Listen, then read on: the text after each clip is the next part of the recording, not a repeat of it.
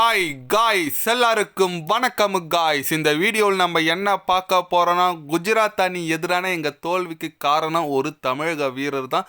அவர் தான் அடுத்த இந்திய அணி சூப்பர் ஸ்டார். கண்டிப்பாக நீங்கள் வேணால் பாருங்கள்.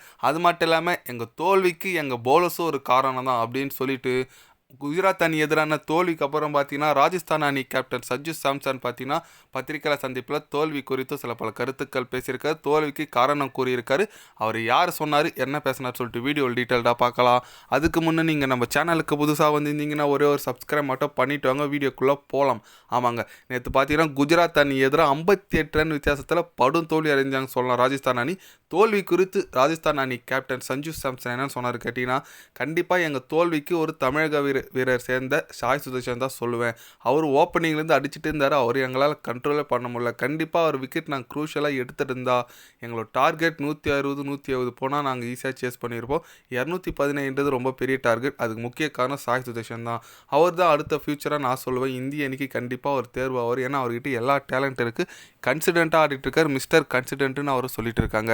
கண்டிப்பாக பிரைட் ஃபியூச்சர் இருக்குங்க அவருக்கு என்னோட வாழ்த்துக்கள் சொல்லிக்கிறேன். அதே போல் எங்களோட பந்து வீச்சாளர்கள் கொஞ்சம் நல்லா போட்டிருக்கலாங்க. ஜோஃப்ரா ஆர்ச்சரை தவிர வேறு யாருமே சரியாக போடல. கண்டிப்பாக அது எங்களுக்கு ரொம்ப ஒரு மைனஸாக இருக்குது. நாங்கள் அதிலேருந்து நிறைய ஒர்க் பண்ணோம், நிறைய கற்றுக்குறோம். ஏன்னா பவுலிங்கில் குறைஞ்சபட்சம் ஒரு 180 ரன் கொடுத்துருந்தா கூட போதும், நாங்கள் நல்லா பண்ணியிருப்போம். பட் பவுலிங்கில் அதிகமாக ரன் கொடுத்துட்டாங்க. இருந்தாலும் பரவாயில்ல, இந்த தப்பெல்லாம் தீர்த்துட்டு அடுத்தடுத்த போட்டியில் நாங்கள் நல்லா கம்பேக் பண்ணுவோம், பவுன்ஸ் பேக் பண்ணுவோம் அப்படின்னு சொல்லிட்டு சஞ்சு சாம்சன் பார்த்தீங்கன்னா சேட்டன் செமையாக பேசியிருக்காருங்க.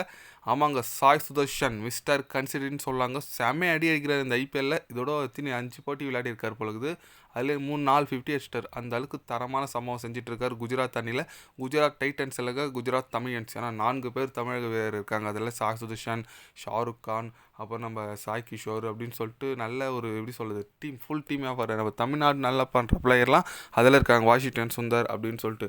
அதனால் பொறுத்து வந்து பார்க்கலாங்க. ஏன்னா இந்த மாதிரி போச்சுன்னா குஜராத் கோப்பை வென்றுவாங்க பொழுது. ஏன்னா அந்தளவுக்கு தரமா டீம் இருக்குங்க. முதல் போட்டி மட்டும்தான் தோத்தாங்க. அடுத்து தொடர்ந்து 4 போட்டி வெற்றி பெற்றிருக்காங்க. பாயிண்ட்ஸ் டேபிளில் முதல் இடத்துல இருக்காங்க. அதனால் இந்த மாதிரி போச்சுன்னா கண்டிப்பாக ஒரு சம்பவம் இருக்குங்க. பார்க்கலாம் பொறுத்து இருந்து.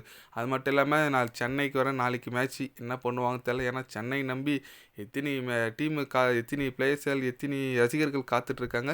பார்க்கலாங்க என்ன பண்ணுறாங்கன்னு சொல்லிட்டு. ஆனால் கண்டிப்பாக நீங்கள் சொல்லுங்கள், நம்ம ராஜஸ்தான் அணி தோல்வி குறித்து உங்களோட கருத்து, குஜராத் ஜெயிச்சது குறித்து, சாய் சுதர்ஷனோட பேட்டிங் குறித்து உங்களோட கருத்துக்கள் என்னன்னு சொல்லிட்டு மறக்காமல் கமெண்டில் கொஞ்சம் சொல்லுங்கள். இது போன்ற ஸ்போர்ட்ஸ் நியூஸாக தெரிஞ்சுக்கணுன்னா சேனலை சப்ஸ்கிரைபர் லைக் ஒன்று பண்ணிக்கோங்க. கண்டிப்பாக கிரிக்கெட் பற்றி day by day channel update வரும். மறக்காமல் சப்ஸ்கிரைப் மட்டும் கொஞ்சம் பண்ணி வச்சுக்கோங்க. நன்றி, வணக்கம்.